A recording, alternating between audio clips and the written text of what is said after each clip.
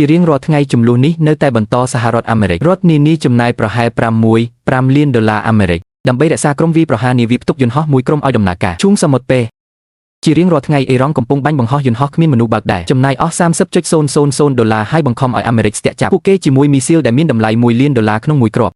ជារៀងរាល់ថ្ងៃគម្លាតរវាងអ្វីដែលទីក្រុងវ៉ាស៊ីនតោនបានសន្យានិងអ្វីដែលកំពុងកើតឡើងនៅលើដីកាន់តែធំទូលាយថ្លៃជាងនិងមានគ្រោះថ្នាក់ជាងរឿងនេះត្រូវបានគេសន្មតថាចប់ហើយនៅក្នុងចុងសប្តាហ៍វាមិនទាន់ចប់ទេហើយការកញ្ញាខុសដ៏មហន្តរាយបំផុតនៅក្នុងរឿងនេះទាំងមូលចំនួនមិនកើតឡើងនៅទីក្រុងតេអេរ៉ង់ទេវាមិនកើតឡើងនៅលើសមរភូមិណាមួយឡើយ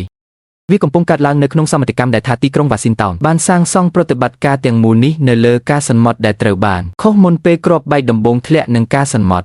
ដែលកំពុងបង្ហូរឈាមអាមេរិកឥឡូវនេះថ្ងៃនេះខណៈពេលដែលអ្នកកំពុងមើលរឿងនេះអ្វីដែលខ្ញុំហ៊ាននឹងបង្ហាញអ្នកគឺមិនមែនជាមតិវាមិនមែនជាការស្មានទេ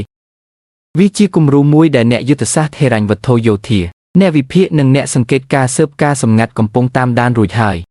ទ្វាររបិទនៅក្នុងសេចក្តីសង្ខេបដែលមិនដែលធ្វើវានៅលើអេក្រង់ទូរទស្សន៍របស់អ្នកក្នុងរយៈពេល20នាទីទៀតខ្ញុំនឹងទៅដើម្បីផ្ដល់ឲ្យអ្នកនូវរូបភាពពេញលេញ